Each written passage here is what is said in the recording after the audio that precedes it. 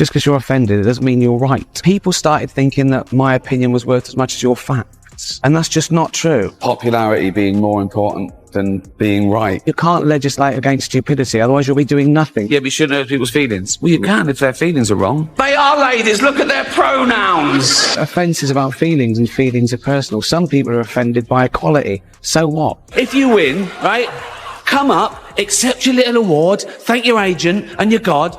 In the age of polarized opinions, where everyone seems to be offended by something, British comedian Ricky Gervais has been unapologetically calling out what he sees as the absurdity of woke culture. Gervais, known for his sharp wit and no-holds-barred style, isn't afraid to challenge Hollywood elites, political correctness, or those who take offense too easily. One of his most iconic moments came when he talked about people getting offended by jokes. Gervais believes that people's feelings shouldn't dictate the facts. He bluntly pointed out, if you don't like the fact, don't change the fact. Change the feeling. This, in his view, is about taking personal responsibility for one's reactions rather than trying to control the world around you. He also took aim at the idea that comedians or anyone in public discourse should punch up instead of punching down.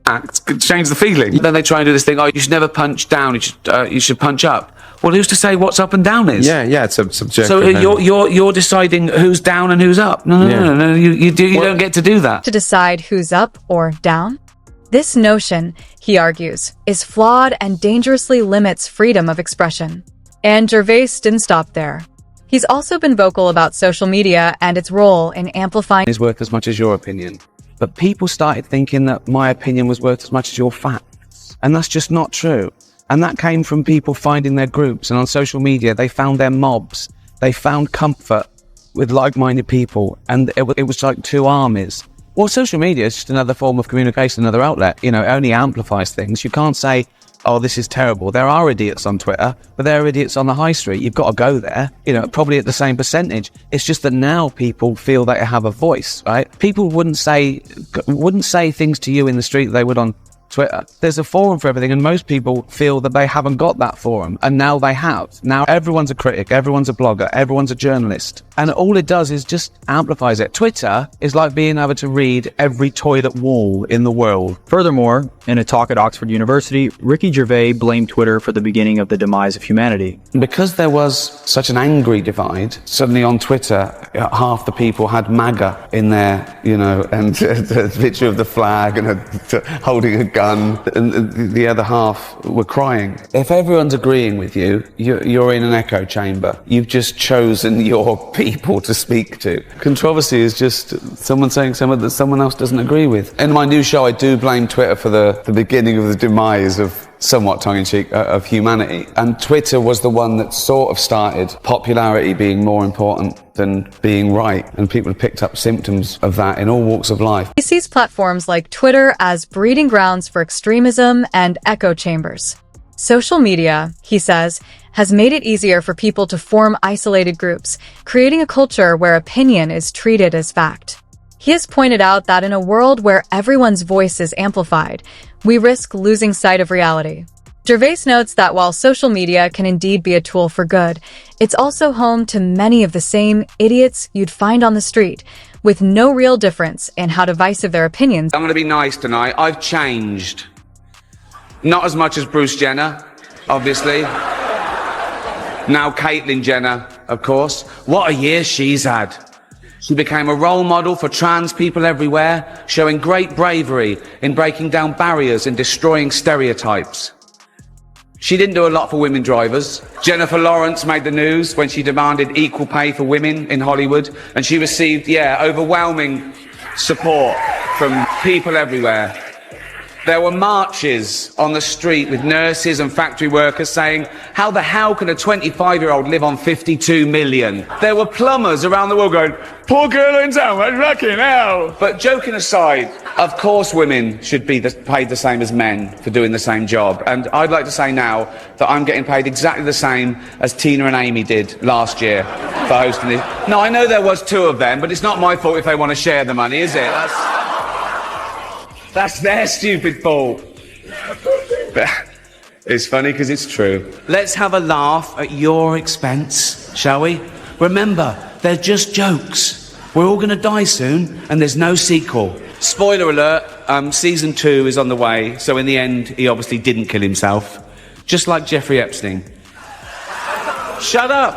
I know he's your friend, but I don't care. Apple roared into the TV game with a morning show. A superb drama, a superb drama about the importance of dignity and doing the right thing, made by a company that runs sweatshops in China. So, well, you say you're woke, but the companies you work for, I mean, unbelievable. Apple, Amazon, Disney. If ISIS started a streaming service, you'd call your agent, wouldn't you? So, if you do win an award tonight, don't use it as a platform to make a political speech, right? You're in no position to lecture the public about anything. You know nothing about the real world. Most of you spent less time in school than Greta Thunberg. So, if you win, right, come up, accept your little award, thank your agent and your God, and fuck off. Social media has given everyone a voice, whether it's on Twitter, Facebook, or other platforms. Ricky Gervais has been outspoken about how this shift has allowed people to share their opinions, often without the filter they might have had in face-to-face interactions. He's pointed out that while many wouldn't say... Just because you're offended, it doesn't mean you're right. Offence is about feelings, and feelings are personal. Some people are offended by equality. So what? You know, so you can't second-guess people. If you try and please everyone, you'll please no one. With comedy as well, I think you've got to deal with taboos and contentious issues, and sometimes you deal in irony, and some people don't get that, but... You know, you can't legislate against stupidity, otherwise you'll be doing nothing. Oh, I was salivating. Honestly, I got an adrenaline rush thinking of, you know, what I could say and whether I'd have to go to jail. And I do like that, you know, when there's a tension, when there's an elephant in the room, although he wasn't there this year, I think it takes the audience to a place it hasn't been before. And it can be a mutual backslapping, you know, fest, fine, but don't televise it, you know, because I'm not doing it for the 200 egos in the room. I'm doing it for the 200 million people watching around who aren't winning awards, who aren't millionaires. Because I was doing other things. I did a series, I did Derek, I did a couple of movies, and I pushed it back because I always thought that stand-up was like the second or third thing I did. Whereas now I've changed my mind because it's such a privilege and freedom of speech is so important these days. I'm offended. I'm going to die. So what? The next bit is taken from Gervais' comedy special. He sarcastically pretended to be woke and mocked woke culture in a humorous yet critical way. I love the new women. I know the new women. They're great, aren't they? You know, the new ones we've been seeing lately. The ones with beards and they're as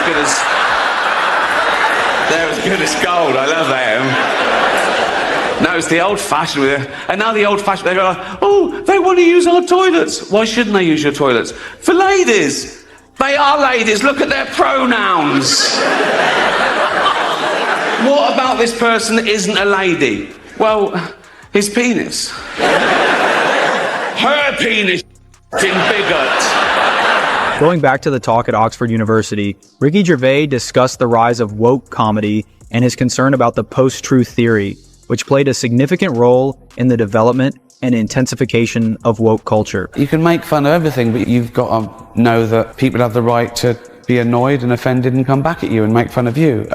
So it's not whether you're allowed to. People want to find some sort of justification, but morality isn't absolute and it's relative. And offence is subjective. So, you know, offence is about feelings. So particularly in America, it's come down to sort of two tribes now, that you're either with him or you're against him. I think comedy is an intellectual pursuit. And as soon as you start relying on the audience agreeing with you, you're suddenly rallying. And I think it loses something comedically. You know, on both sides. You know, I won't name it, but I've seen he was a northern comic, and he came out and he just said, what are we going to do about all these fucking immigrants? And he got a round of applause. And I just thought, well, that's not a joke. And offence is good. Offence makes people think. It makes them think.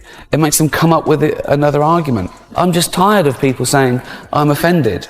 I want to say, so what? You're just telling me your feelings. I've got a pain in my knee. What do we do about it? That is a worry in this post-truth era, that the more you say a lie, the more people will take it as the truth.